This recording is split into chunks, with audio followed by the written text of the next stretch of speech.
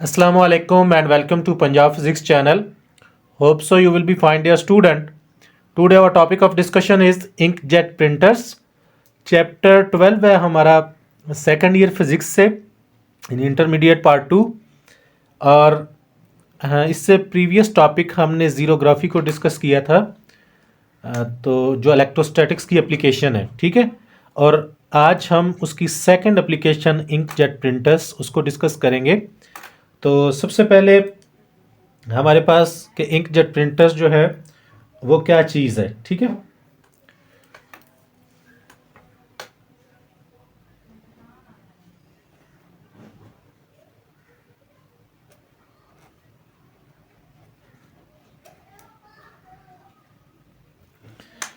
यानी inkjet printers क्या चीज़ है आपके पास, यानी एक ऐसी डिवाइस है जो क्या करती है, प्रिंटिंग पर्पसेस के लिए इस्तेमाल होती है, ठीक है।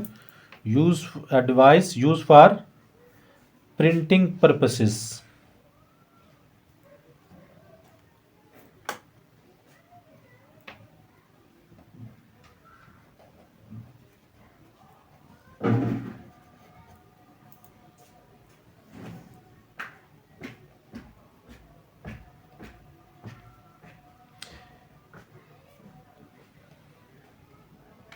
प्रिंटिंग पर्पसेस के लिए इस्तेमाल होने वाली डिवाइस, ठीक है, इंकजेट प्रिंटर्स। अच्छा, अब आप इसकी देखें कि ये क्या आप किस प्रिंसिपल पे ये काम करती है। तो आप इसका प्रिंसिपल क्या कहेंगे कि इसका जो प्रिंसिपल है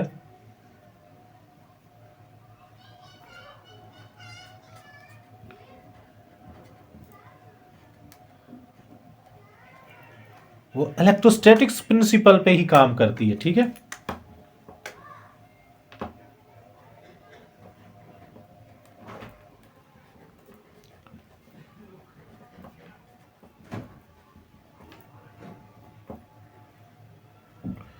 इलेक्ट्रोस्टैटिक्स के ही प्रिंसिपल पे ये काम करती है। क्लियर। अच्छा, अब आप ये देखें कि इलेक्ट्रोस्टैटिक्स क्या होती है, कौन से प्रिंसिपल है इसमें। तो भाई इलेक्ट्रोस्टैटिक्स का प्रिंसिपल आपने पढ़ा है ना, कूलम लॉ। तो कूलम लॉ जो है, कूलम प्रिंसिपल जो है वो इलेक्ट्रोस्टैटिक्स का ही प्रिंसिपल है, इलेक्ट्रोस्टैटिक फिजिक्स में ही आता है, ठीक है। तो बेशक यहाँ पे आप लिख सकते हैं इलेक्ट्रोस्टैटिक्स आर कूलम लॉ, ये उसकी एप्लीकेशन है, ठीक है। हमें कूलम लॉ ही हमें बताता है कि आपके पास जो चार्जेस हैं वो एक दूसरे को, सिमिलर चार्जेस रिपेल करते हैं और डिफरेंट चार्जेस एक दूसरे को अट्रैक्ट करते हैं। तो इस डिवाइस के अंदर क्योंकि रिपल्शन का काम होता है तो वो अकॉर्डिंग टू ओम कूलम के लॉ के अकॉर्डिंग ही हो रहा है, ठीक है। डिफ्लेक्शन होती है एक जगह पे, आप उसको अपने लफ्ज़ों में रिपल्शन कह लें, तो वो प्रोसेस वो इसी तरह से होगा जिस तरह से कूलम लॉ ने डिस्क्राइब किया है, सही है। तो इसलिए इसको हम उसी की ही एप्लीकेशन बोलते हैं कि ये उसी की एप्लीकेशन है, वो होल्ड करता है लॉ इसमें, ठीक है। अच्छा, प्रिंसिपल के बाद आप आ जाएं कि इस डिवाइस की जो कंस्ट्रक्शन है वो किस तरह से।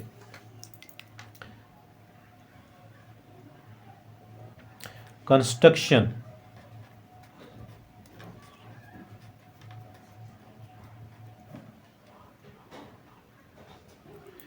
तो कंस्ट्रक्शन में आपके पास 8 पॉइंट हैं, ठीक है। 8 कंपोनेंट्स हैं इसके, इस इंकजेट प्रिंटर्स के, ठीक है। इंकजेट प्रिंटर जो है उसमें 8 कंपोनेंट होते हैं उसके मेन। अच्छा, वो हम जो 8 कंपोनेंट्स हैं उनको देख लेते हैं सेपरेटली कि उसमें से कौन कौन से हैं। हमारे पास सबसे पहला आपके पास आ जाता है प्रिंट हेड।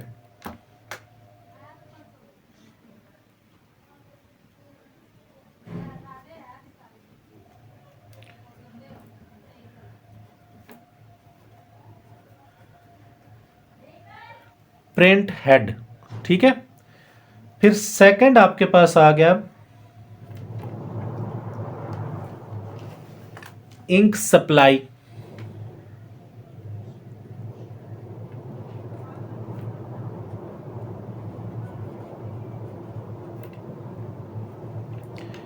थर्ड है आपके पास पंप, पंप PUMP। ठीक है। फोर्थ आपके पास आता है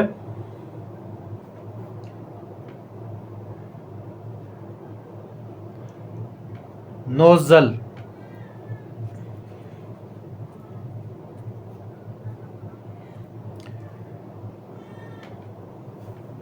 फिर फिफ्थ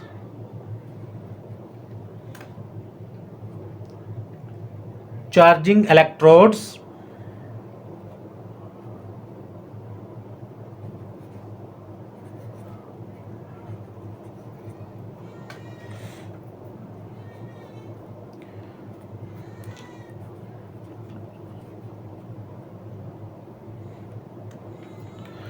ठीक है, तो 5 हो गए हमारे पास चार्जिंग इलेक्ट्रोड्स। और नेक्स्ट उसके बाद 6, एक minute,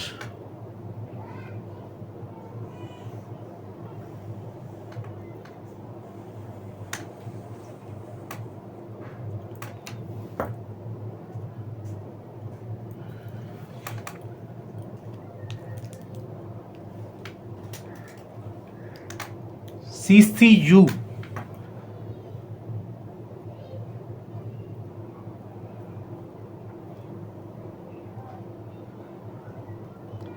charging control unit, CCU।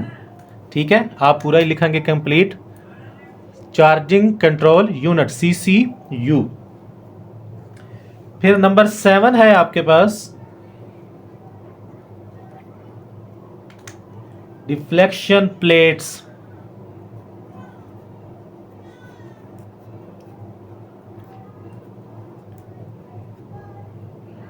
Deflection plate, या आप कह सकते हैं पैरेलल प्लेट कैपेसिटर।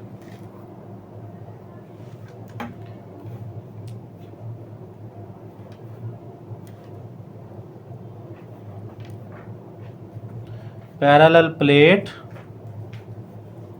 कैपेसिटर।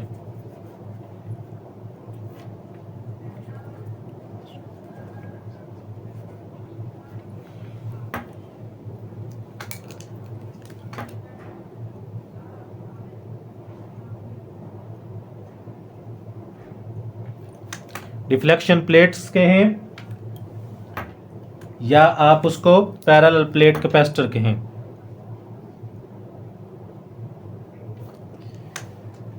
और 8 पॉइंट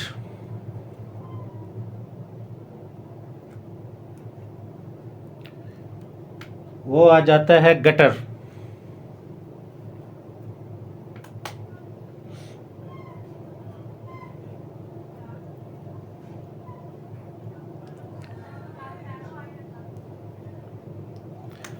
गटर, ठीक है।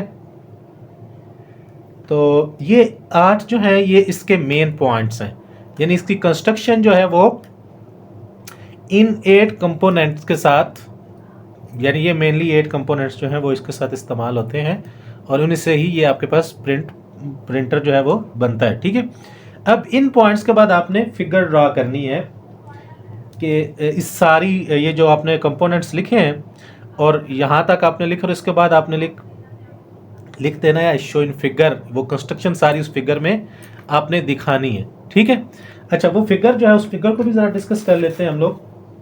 मैं यहाँ पे ये फिगर आपको नज़र आ रही होगी, सही है, कि किस किस तरह से आपके पास ये चीज़ें लगी हुई हैं। अब इसमें 2 चीज़ों का इजाफा होगा जो आपने वर्किंग में डिस्कस करनी है। ठीक है, पहले आप फिगर को डिस्कस कर लें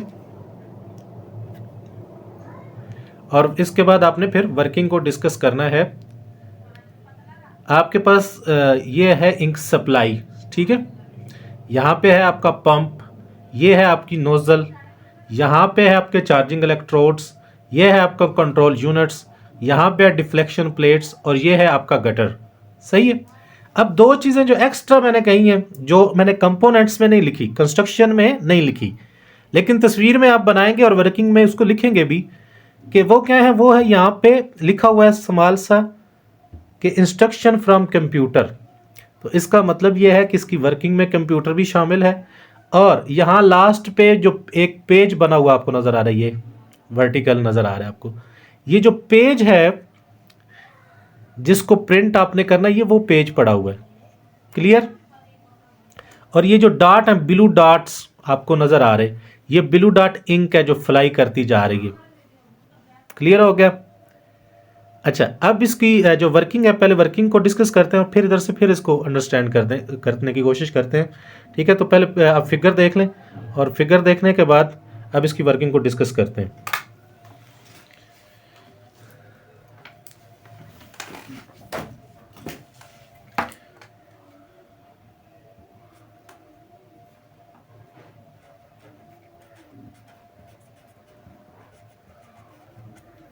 working of inkjet printers.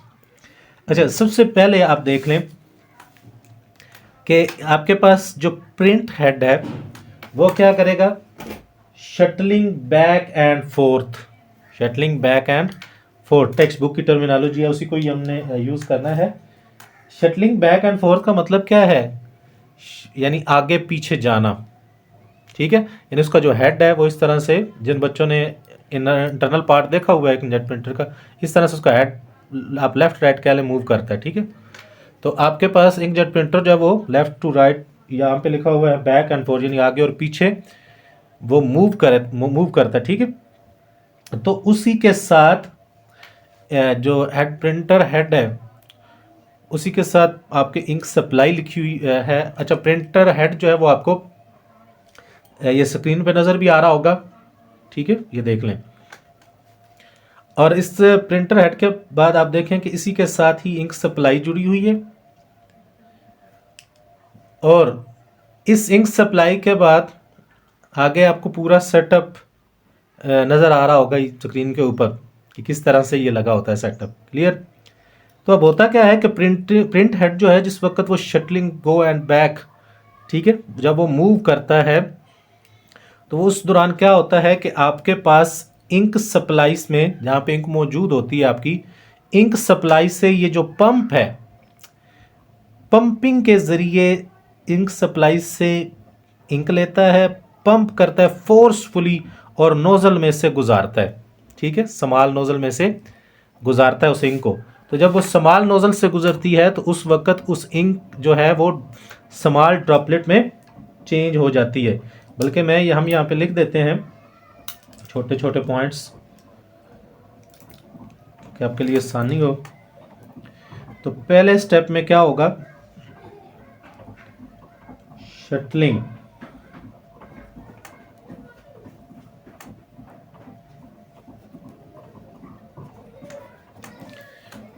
Go and back, print head जो है वो शटलिंग करेगा यानी गो एंड बैक, और उस दौरान क्या होगा कि फिर पंपिंग होगी, यानी पंप जो है वो इंक सप्लाई से इंक लेगा, पंपिंग, और उसको कहां से पास करवाएगा, नोजल में से। और जब पंपिंग के दौरान नोजल में से आपकी इंक पास होगी तो वो क्या हो जाएगी, change into droplet.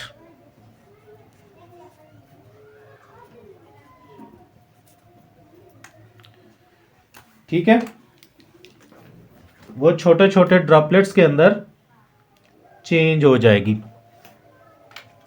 Small droplets के अंदर। ठीक है, अच्छा, वो ड्रॉपलेट्स जो हैं वो क्या करेंगे, अब वो ड्रॉपलेट्स फ्लाई करके कहाँ से गुजरेंगे, चार्जिंग इलेक्ट्रोड्स के दरमियान से गुजरेंगे।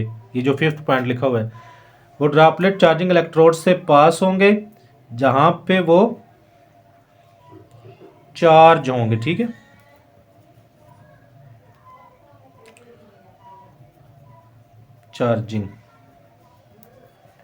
चार्जिंग इलेक्ट्रोड्स किसके लिए इस्तेमाल होते हैं, चार्ज के लिए ही इस्तेमाल होते हैं। ठीक है, अच्छा, तो ये जो चार्जिंग इलेक्ट्रोड्स हैं इनमें से जब इंक गुजरेगी तो ये चार्ज होंगे। अब यहाँ पे इस पॉइंट को ज़रा समझ लें कि ये जो चार्जिंग इलेक्ट्रोड हैं ये CCU से कंट्रोल होते हैं। ठीक है, चार्जिंग कंट्रोल यूनिट से। ये जो CCU है ये इन चार्जिंग इलेक्ट्रोड्स को क्या करता है, ऑन या ऑफ करता है अकॉर्डिंग टू कंप्यूटर। अब वो पॉइंट जो कंस्ट्रक्शन में मैंने नहीं लिखा, अब वो वर्किंग में आपने डिस्कस कर देना, ठीक है। कि ये जो चार्जिंग इलेक्ट्रोड्स हैं, ये उन इन पार्टिकल्स को, ड्रॉपलेट्स को क्या करेंगे, चार्जिंग यानी चार्ज कर देंगे, ठीक है। और वो चार्जिंग कर देंगे according to the instruction of CCU. CCU उनको ऑन या ऑफ करता है, यानी कंट्रोल करता है, ठीक है। ये चार्जिंग कैसे होगी,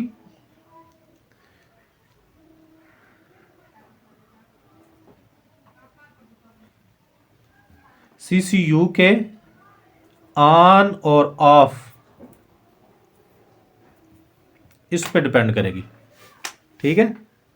यानी ये जो सीसीयू है, चार्जिंग कंट्रोल यूनिट, वो जब उन लाइट्स को क्या कर देगा, ऑन कर देगा, तो आपके उस वक्त जो इंक वहाँ से सप्लाई हो रही होगी वो क्या होगी, चार्ज वो होना शुरू हो जाएगी, वो पार्टिकल, वो ड्रॉपलेट चार्ज हो जाएंगे।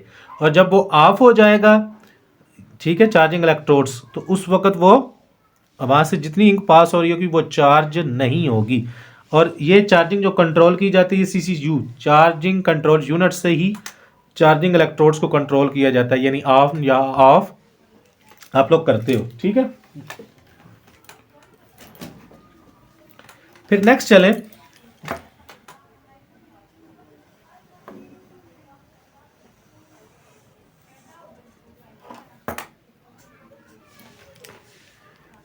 तो चार्ज होने के बाद अब आपके पास जो इंक सप्लाई है, यानी वो कुछ चार्ज पार्टिकल्स पे मुश्तमिल है और कुछ अनचार्ज पार्टिकल्स पे मुश्तमिल है, क्लियर। अच्छा, फिर आगे चलें तो ये जो आपका सीसीयू है, इसको कौन इंस्ट्रक्शन दे रहा होता है, तो याद रखिएगा कि इसको एक कंप्यूटर जो है उसके साथ ये कनेक्ट होता है, कंप्यूटर इंस्ट्रक्शन दे रहा होता है।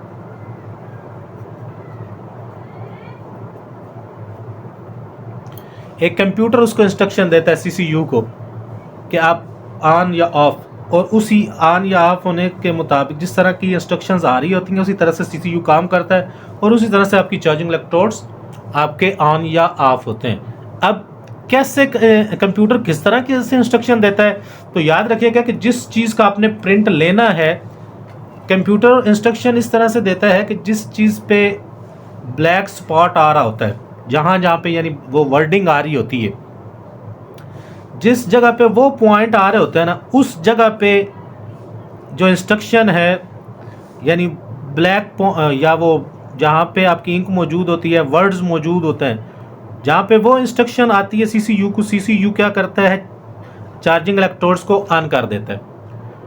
तो उस दौरान वो आपके पास जहाँ पे खाली स्पेस आती है, वहाँ पे आपके पास जो आपका सीसीयू है वो चार्जिंग इलेक्ट्रोड्स को क्या करता है, ऑफ रखता है, ठीक है। तो यहाँ पे आपके पास जहाँ पे चार्जिंग इलेक्ट्रोड्स ऑफ हो गए, वहाँ पे उस टाइम पे जितने पार्टिकल गुजरेंगे चार्जिंग इलेक्ट्रोड से, वो आपके अनचार्ज रहेंगे। और ये किस तरह काम होगा, कंप्यूटर इंस्ट्रक्शन के मुताबिक, यानी कंप्यूटर इंस्ट्रक्शन के मुताबिक जिस जगह पे वर्ड्स होते हैं, जब वर्ड्स आएंगे तो उन जगहों पे सीसीयू क्या करता है कि आपके चार्जिंग इलेक्ट्रोड्स को ऑफ रखता है। और जिन जगहों पे पॉइंट्स पे पेज के ऊपर खाली जगह होती है, ठीक है, उस दौरान जब वो यानी सामने आते हैं, तो उस वक्त आपका जो सीसीयू है चार्ज इलेक्ट्रोड्स को क्या करता है, जब खाली जगह आती है तो चार्ज कर देता है, ठीक है। तो इसका मतलब कुछ आपके पास चार्ज और कुछ अनचार्ज ड्रॉपलेट्स जो हैं वो पास होते हैं चार्जिंग इलेक्ट्रोड से, according to the instruction of computer. अच्छा, जब आपके पास वो ड्रॉपलेट्स आगे मूव होते हैं तो आगे आपके पास आती हैं डिफ्लेक्शन प्लेट्स, और वो जो डिफ्लेक्शन प्लेट्स हैं वो क्या करती हैं, जो चार्ज पार्टिकल्स हैं उनको डिफ्लेक्ट कर देती हैं, डिफ्लेक्शन करती हैं, ठीक है, डिफ्लेक्शन कर देती हैं। और डिफ्लेक्शन करने से यानी आप कह लें कि रिपेल करती हैं। और ये पैरेलल प्लेट कैपेसिटर की बात हमने की थी ना, यानी वो प्लेट्स क्या करेंगी, रिपेल करेंगी, डिफ्लेक्ट कर देंगी, और उससे क्या होगा कि वो जो आपके पार्टिकल है fall into the gutter. Charge droplet जितने होंगे उनको क्वेस्टर प्लेट डिफ्लेक्ट करेगी, चार्जिंग ड्रॉपलेट को, चार्ज जो ड्रॉपलेट होंगे उनको वो डिफ्लेक्ट करेगी और वो किस में जाएंगे, गटर में फॉल होंगे, ठीक है, फॉल इनटू द गटर।